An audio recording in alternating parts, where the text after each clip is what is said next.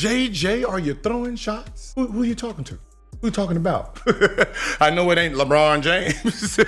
I know it ain't Luka Doncic, huh?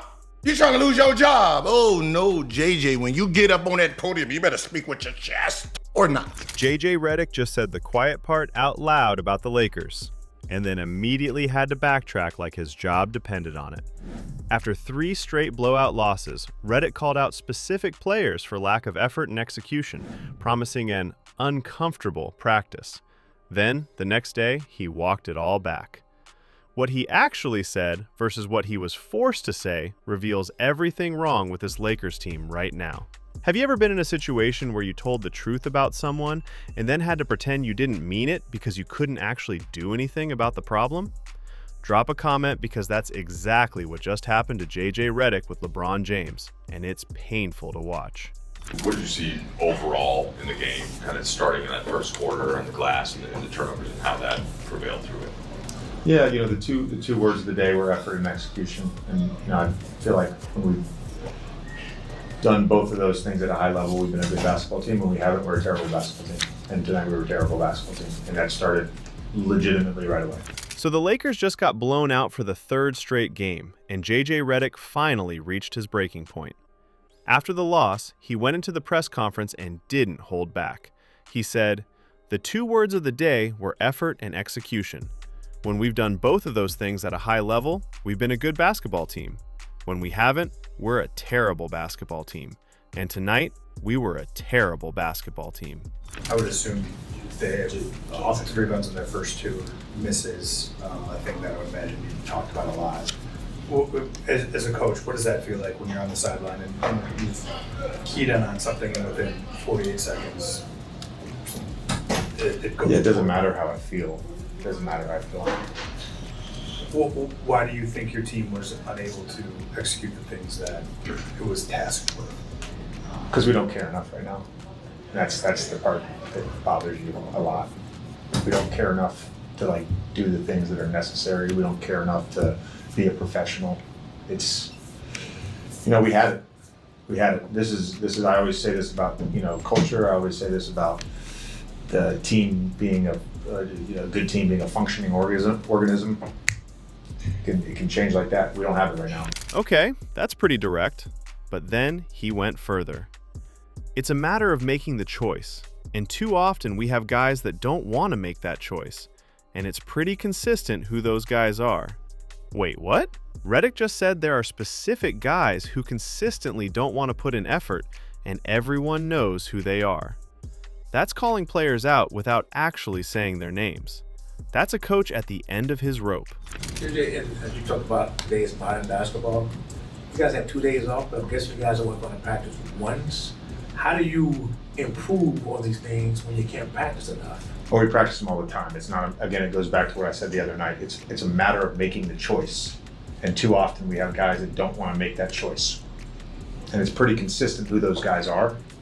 And so Saturday's practice, I told the guys, it's going to be uncomfortable. The meeting is going to be uncomfortable. I'm not doing another 53 games like this. And then came the kicker. So Saturday practice, I told the guys it's going to be uncomfortable. I'm not doing another 53 games like this. That's JJ Redick essentially saying, I've had enough. Changes are coming, and some of you aren't going to like it. For a first-year head coach to go that hard publicly means things behind the scenes must be absolutely terrible.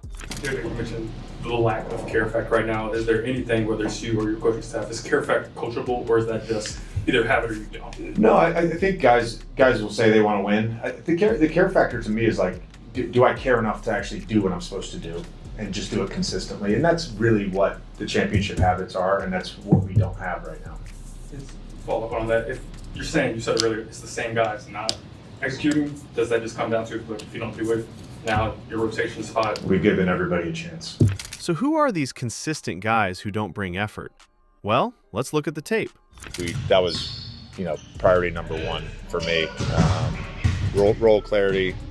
I think since we've gotten Braun back, we haven't been as organized offensively.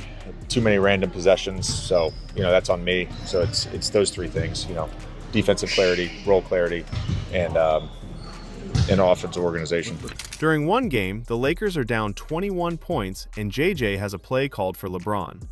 But he can't get LeBron's attention because LeBron is over on the sideline chatting and laughing with the Suns bench. 49 seconds left in the third, so the second and third quarters have basically belonged to the Suns.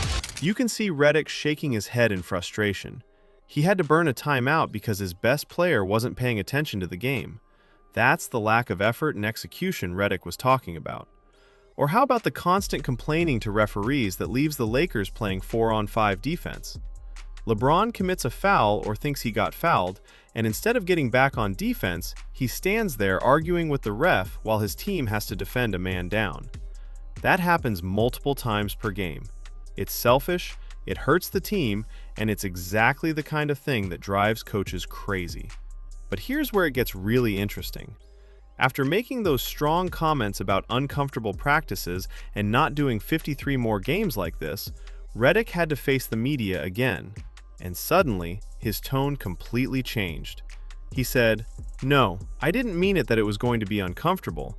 The truth is uncomfortable, and so you have to put everything out there. That's all it is." Wait, what? You literally said Saturday practice is going to be uncomfortable. I'm not doing another 53 games like this. And now you're saying you didn't mean it was going to be uncomfortable? You're saying you meant the truth is uncomfortable? That's the most obvious backtrack of all time. That's a coach who got told by someone, probably management, probably LeBron's agent Rich Paul, that he went too far and needs to walk it back. This is like being a dad on vacation threatening to turn the car around. I swear I'll turn this car around right now. But you're not turning the car around.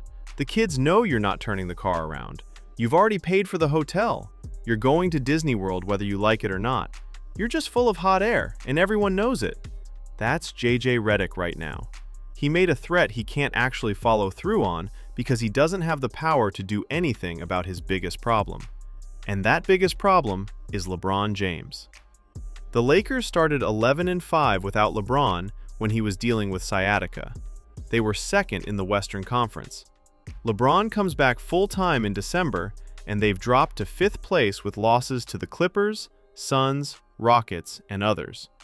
During December, the Lakers are dead last in the NBA on defense. Dead last. That's not a coincidence. Look at the Christmas game against Houston. The defensive breakdowns were constant. Tari Eason cuts behind Austin Reeves for an easy bucket. Amen Thompson uses a screen to race around DeAndre Ayton. Reeves gets caught in no man's land after a screen, forcing LeBron to step up, which leaves someone wide open for an easy lob dunk. The Lakers' starting lineup was outscored 26-12 in just 8 minutes against Houston. That's an absolute disaster. But here's a stat that really tells the story. In November, the Lakers were 8th in the NBA in steals per game. Luka Doncic was getting 2 steals a night. Steals aren't everything, but they're a great indicator of energy and effort. You don't get steals by jogging around. You get them by being active, engaged, and hustling. In December, after LeBron came back full-time, the Lakers dropped to 29th in the NBA in steals, second to last. That drop coincides exactly with LeBron returning to the lineup. Coincidence? Absolutely not. And LeBron himself basically admitted he doesn't care as much anymore. He told the media he doesn't even care about playing on Christmas like he used to.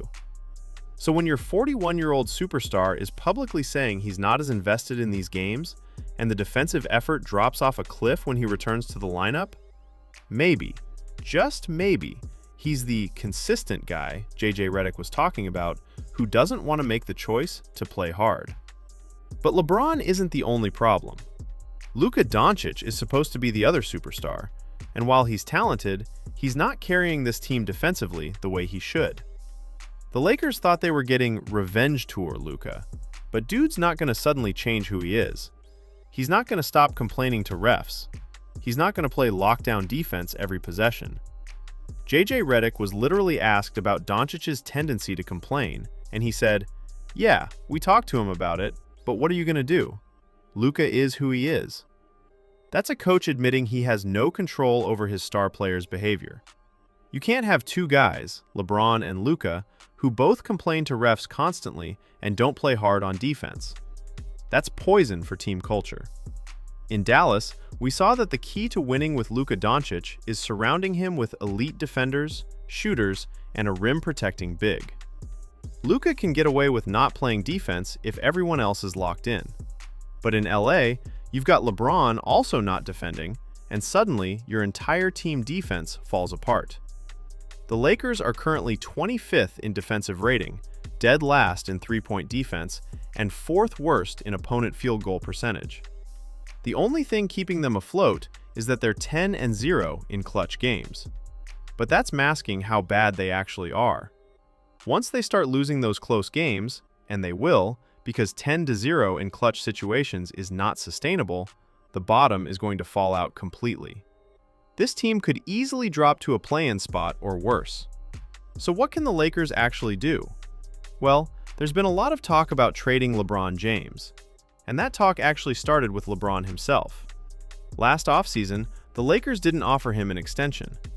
That pissed LeBron off so much that he had his camp release a statement saying LeBron wants to compete for championships, he values having a realistic chance to win, and he wants every remaining season to count. That was basically a threat. Trade me, or I'm going to make this uncomfortable. The problem is LeBron has a no-trade clause. Any deal needs his approval. So what teams would he actually accept a trade to? Probably the Knicks, Heat, Warriors, or Cavaliers. But the Cavs are a second apron team, making a trade almost impossible. The Knicks aren't desperate enough to give up assets for 41-year-old LeBron. The Heat, maybe, but what would they give up? The Warriors already tried to trade for LeBron last year before pursuing other options. A trade that works salary-wise: Warriors get LeBron and Bronny because they're a package deal. Lakers get Draymond Green, Jonathan Kuminga, and maybe another piece. But does that make either team better? Warriors get older and less athletic. Lakers get stuck with Draymond's contract when they want LeBron's $53 million off the books. Because here's the real issue. The Lakers want to build around Luka Doncic, but they can't do that while paying LeBron $53 million. That's a massive hole in their salary cap that prevents them from adding the elite defenders and shooters they desperately need. The Lakers are basically waiting for LeBron to leave so they can finally construct a roster that actually makes sense around Luka. This was always supposed to be a gap year. The Lakers know they're not contending for a championship this season. They're just trying to make the playoffs, keep LeBron happy, and run out the clock on his contract. But JJ Redick apparently didn't get that memo. He came in thinking he could actually coach this team to compete, and now he's realizing he's powerless to fix the fundamental problems. That's why his comments were so revealing. He called out players for lack of effort, promised an uncomfortable practice, said he's not doing 53 more games like this. Those are the words of someone who's frustrated and fed up. But then he had to backtrack because he doesn't actually have the power to bench LeBron or trade him or do anything meaningful to address the problem. He's stuck coaching a team where his best player doesn't want to play defense and his hands are tied by front office decisions and player power. The comparison to being a dad on vacation is perfect. I'm going to turn this car around. No, you're not. Practice is going to be uncomfortable. No, it's not. You're going to have a normal practice where you maybe raise your voice a little bit, and then everything goes back to exactly how it was before because you can't actually do anything to the players causing the problems. It's empty threats from someone who has no real authority. Rich Paul, LeBron's agent, was right when he said the Lakers aren't contenders. Everyone can see it now. The defense is terrible, the effort is inconsistent, and the coach has no ability to fix either problem because the main issues are untouchable star players. JJ Redick learned a brutal lesson about NBA coaching. You can have all the strategy and basketball knowledge in the world, but if your stars don't buy in and you can't hold them accountable, you're just helpless. JJ Redick's tough talk, followed immediately by a complete backtrack, shows exactly how powerless he is to fix the Lakers' problems. LeBron's lack of effort is tanking the defense. The team is barely holding on to a playoff spot, and the coach can't do anything about it. This season is going to get worse before it gets better. Hit that like button and subscribe for more real NBA analysis.